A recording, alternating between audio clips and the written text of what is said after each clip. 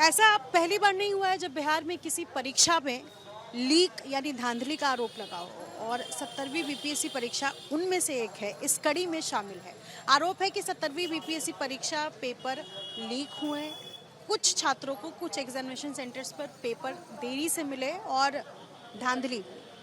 अब छात्र प्रदर्शन कर रहे हैं पटना के गर्दनी बाग में, जहां इस वक्त मैं मौजूद हूं, और यहां पर कई ऐसे छात्र हैं जो भूख हड़ताल पर है, आमरण अनशन कर रहे हैं, और उनमें से 2 छात्र आपको इस वक्त नजर आ रहे होंगे लेटे हुए हैं, और बाकी के 5 छात्र जो है वो अस्पताल में भर्ती हैं क्योंकि बीते कुछ दिनों से ये अनशन पर है।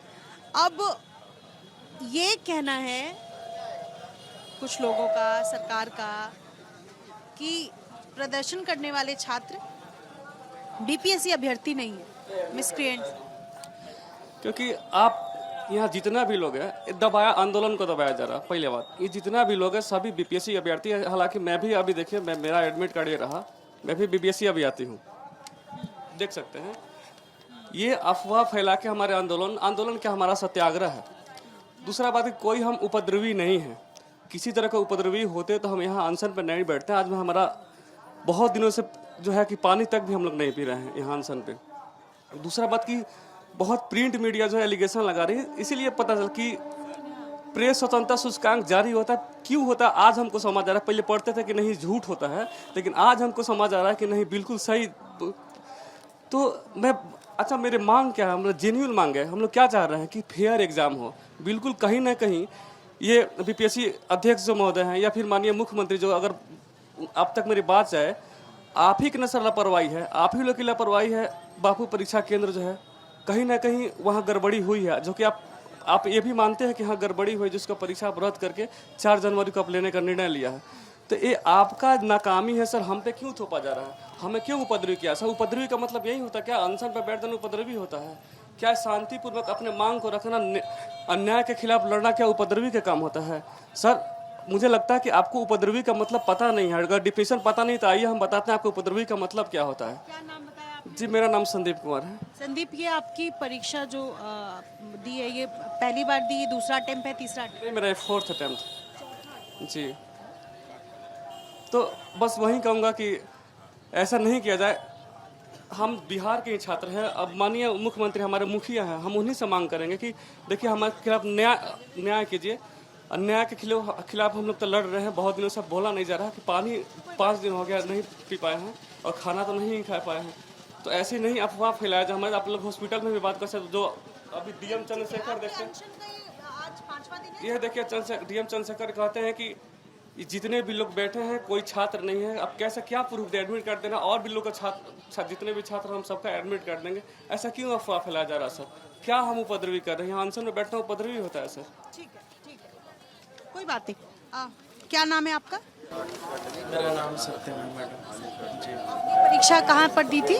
मेरा कैमूर सेंटर पर ये था। मेरा एडमिट कार्ड प्रूफ के तौर में डीएम साहब को दिखाना चाह रहे हैं। वो कह रहे हैं कि हम परीक्षार्थी नहीं है। ये स्टिकर भी आप नहीं मांगे और आप सर्च कर लीजिए कि परीक्षार्थी है कि नहीं।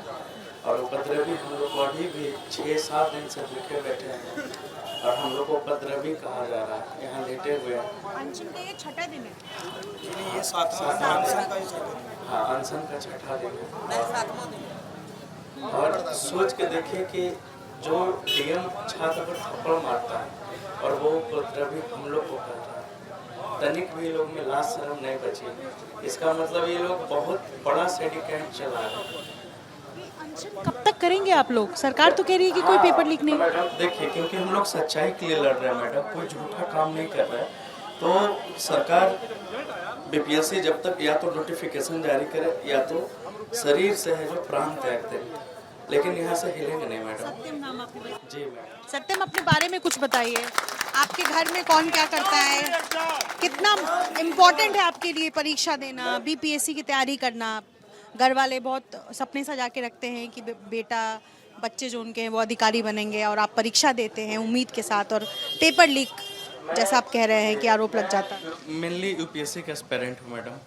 इस बार बीपीएससी में है जो एसडीएम का पोस्ट आया, अच्छा पोस्ट आया। ऐसा पोस्ट अभी भविष्य में भी नहीं आने वाला, पास्ट में भी कभी नहीं आया था। तो पिताजी बोले कि इस बार थोड़ा लग के यही ले लो, एक एज भी हो रहा है ना, तो अब ये ले लो, उसके बाद आगे की तैयारी फिर यूपीएससी करते रहना। हमें भी लगा, लेकिन ये नहीं पता था कि हमारे राज्य में ही इतना भयानक लेवल पर भ्रष्टाचार है। ये समझना होगा कि हम क्या मांग कर रहे हैं। अगर नाजायज मांग कर रहे हैं तो बताइए, आके सामने बैठिए।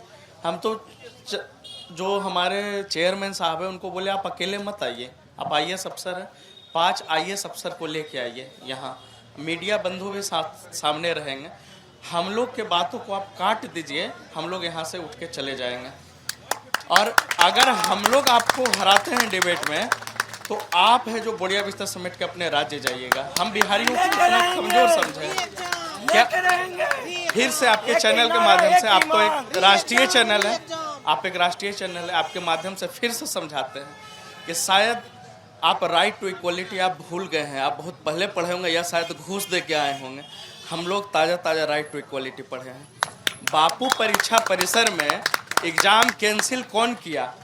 आयोग। वहाँ पे हंगामा हुआ, कंट्रोल कौन नहीं कर पाया?